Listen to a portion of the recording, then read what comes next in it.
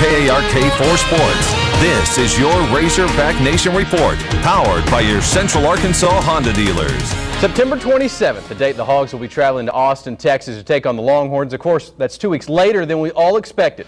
Hurricane Ike forced the move, so now the Hogs have to turn their attention to conference play and the Crimson Tide of Alabama. We're going to break down that game, the Razorbacks' new off week. That's coming up next in the Pig Trail. So how did Alabama do yesterday? Very good. Nick Saban and the Tide rolled up Western Kentucky 41-7. John Parker Wilson threw for 215 yards, 2 scores. Alabama rushed for 281 yards. Total offense, 557 yards. Hogs defense got to be ready. Last year against Alabama, Darren McFadden ran for 195 yards and 2 touchdowns in that loss. Today, D-Mac looking to do the same against the Kansas City Chiefs, who would fall just a little bit short.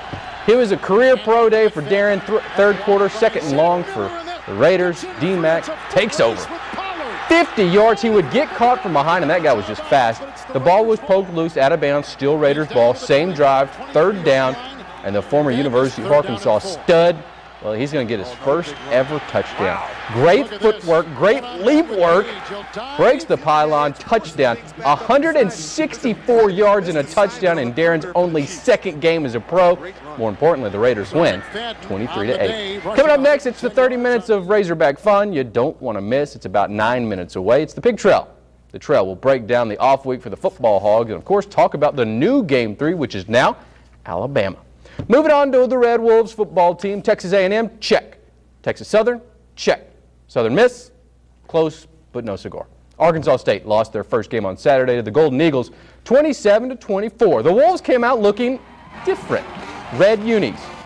And early on, it looked to be a blowout as the Golden Eagles would lead at half 17-3, but ASU fought hard, took it, tied it up at half, but there was just not enough scoring for ASU. The final, 27-24. Thursday, we're going to get the chance to talk with Coach Steve Roberts about that game.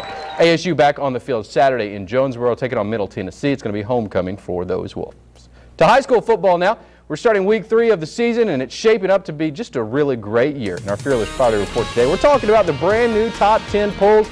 Overall, nothing has changed. The reigning 7A champs are 2-0 after Fayetteville beat Jefferson City, Missouri last Friday, 42-37. This week, the Purple Dogs on top. They're going to take on Russellville this coming week. Fayetteville also on top in 7A. Interesting note in the 7A poll. Panthers of Cabot fall again after a win. They are 3rd in the 7A poll.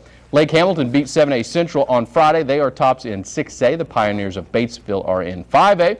4A belongs to the Nashville Scrappers. Fountain Lake has jumped on top in the 3A, and the Dragons of Junction City are king in the 2A. To check out the rest of the polls and analysis of the team, or if you just want to chat about any of that, go to our website, click the Fearless Friday link. You can also catch highlights from last Friday's Fearless Friday football show. And tomorrow, you can check the web for the brand new Fearless Friday Underground show. This is the second one we're going to do. It's a web-only show devoted to high school football in the Natural State. You can catch it all year long. We're going to have expert analysis and a special guest. Plus, we'll talk about Week 3's feature game. Ken Duke is having a great year on the PGA Tour. The former Henderson State ready, 22nd in the FedEx Cup standings. He'll be playing in the final playoff tournament in the Tour Championship, which is the last weekend in September. But this week, Ken was in Maumelle promoting his charity tournaments coming up October the 21st at Maumelle Country Club. It's the Ken Duke Charity Classic, raising money for several local charities. We got the chance to catch up with Ken. He told us giving back something he loves to do and something he's got to do as a pro. And he also talked about all those fans he has now on tour.